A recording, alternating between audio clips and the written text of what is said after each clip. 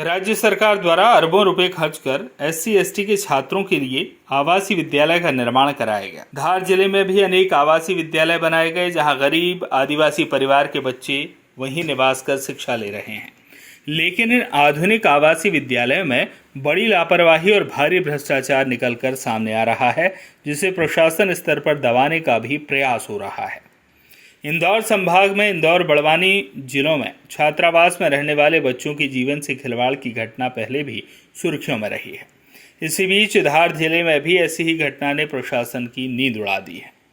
हम बात कर रहे हैं धार जिले की कुक्षी तहसील के अंतर्गत ग्राम अमल झुमल में स्थापित एकलव्य आवासीय विद्यालय की, जहां पिछले दिनों सुबह का नाश्ता करने के बाद अचानक 32 बच्चे बीमार हो गए थे, जिन्हें कुक्षी और बड़वानी अस्पताल में भर्ती कराया गया था।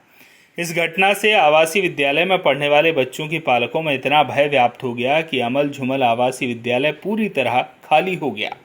सभी पालक अपने अपने बच्चों को घर ले आए। यहाँ 287 बालक बालिकाएं निवास कर शिक्षा ग्रहण कर रहे थे, लेकिन अब इस आवासीय विद्यालय में मात्र एक छात्र उपस्थित है। अब प्रशासन के सामने एक बड़ी चुनौती होगी कि आवासीय विद्यालय में पढ़ने वाले बच्चों को किस तरह वापस लाया जाए। बताया जाता है कि जिले में संचालित आवासीय विद्यालय में नाश्ता और भोजन का ठेका गुजरात की कंपनी को दिया हुआ है। यही कंपनी पूरे जिले में खाना और नाश्ता सप्लाई कर रही है, जो काफ़ी घटिया होकर बच्चों के जीवन से खिलवाड़ की बात सामने आ रही है। लेकिन इतनी बड़ी घटना के बाद भी किसी भी अधिकारी ने भोजन सप्लाई करने वाले ठेकेदार के खिलाफ एक शब्द नहीं कहा। ऐसा माना जा रहा है कि गुजरात की यह कंपनियां किसी राजनीतिक संरक्षण में यहां बिंदास होकर घटिया भोजन की सप्लाई कर रही हैं। इस घटना को लेकर कलेक्टर प्रियंक मिश्रा ने एक जांच कमेटी बनाई है, जो पूरी जांच कर अपना प्रतिवेदन प्रस्तुत करेगी।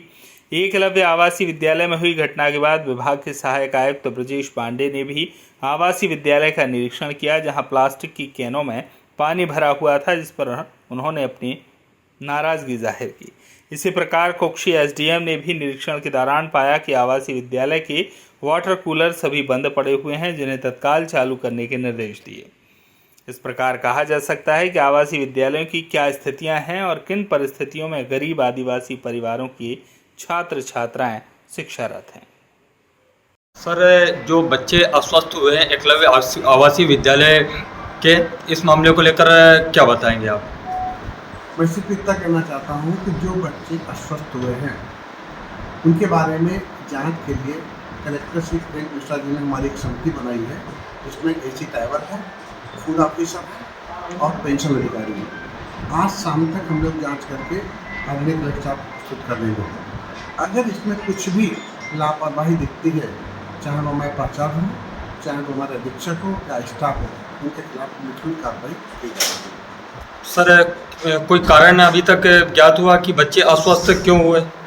जहाँ तक अभी मैं कुक्षी हॉस्पिटल में होकर आया हूँ, मैंने डॉक्टर से भी बातचीत की है, बच्चों से बातचीत की है।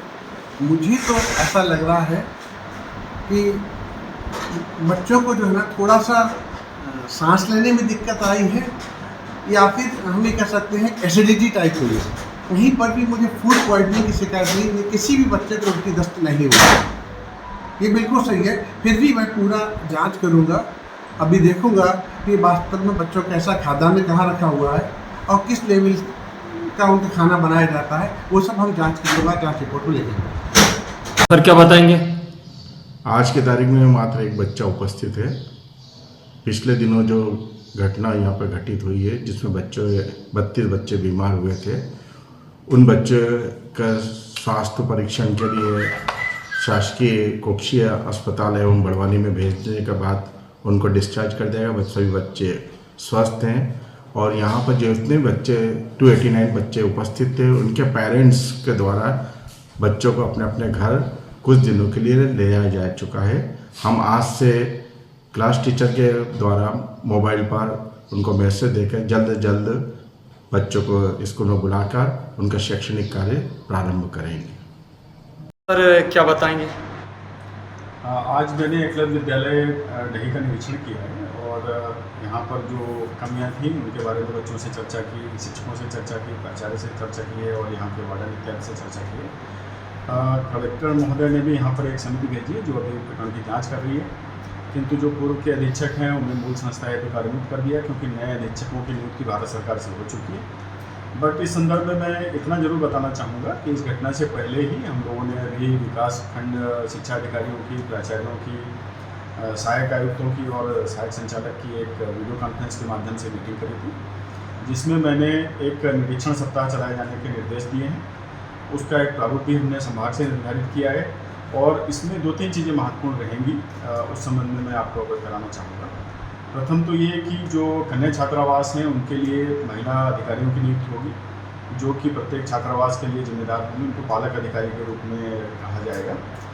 ये प्रतिमाह बच्चियों के साथ जाएंगी, बच्चियों से चर्चा करेंगी, अधीक्षिका से चर्चा करेंगी और एक हमने प्रारूप निर्धारित किया, उसमें एक बेसिक जानकारी वो देंगी कि बच्चों की सुरक्षा कैसी है, स्वास्थ्य कैसा है, उनको भोजन कैसा मिल रहा है, वहाँ पर उनको कोई प्रताड़ित तो नहीं कर रहा है, उनको कोई डराता धमकाता तो नहीं है। साथ ही एक बच्चियों से भी फीडबैक फार्म हमने लेने का निर्णय लिया है। उस फार्म को भी हम लोगों ने बना करके जो हमारे अधिकारी उनको दे दिया है। यदि किसी छात्रावास में 50 छात्राएँ हैं तो सभी छात्राएँ उस फॉर्मेट को बना करके जो भी अधिकारी जाएगा उसको देंगी, उसको भर करके। और उस समय मैंने ये भी कहा है कि जब ये फॉर्मेट भरेंगी बच्चियाँ, उस समय कोई अधीक्षक या अधीक्षिका उपस्थित नहीं रहेंगे, ताकि भय मुक्त होकर के वो इसको कार्य को कर सकें। इसी प्रकार से हमने वार्डन के लिए भी एक फीडबैक फार्म लिया है, क्योंकि कुछ संस्थाओं में कुछ उद्दंड बच्चे भी कई बार रहते हैं, उनकी वजह से भी समस्याएं रहती हैं। तो हम वार्डन से भी एक फीडबैक फार्म ले रहे हैं और उस आधार पर हम संस्थाओं की ग्रेडिंग करेंगे। जिन संस्थाओं में कमी है वहाँ पर सुधार करेंगे, जहाँ पर अधीक्षक या अधीक्षिका लापरवाह है उसके विरुद्ध कार्रवाई करेंगे, अन्य कोई कमी है तो उसको भी ठीक करेंगे। Thank you.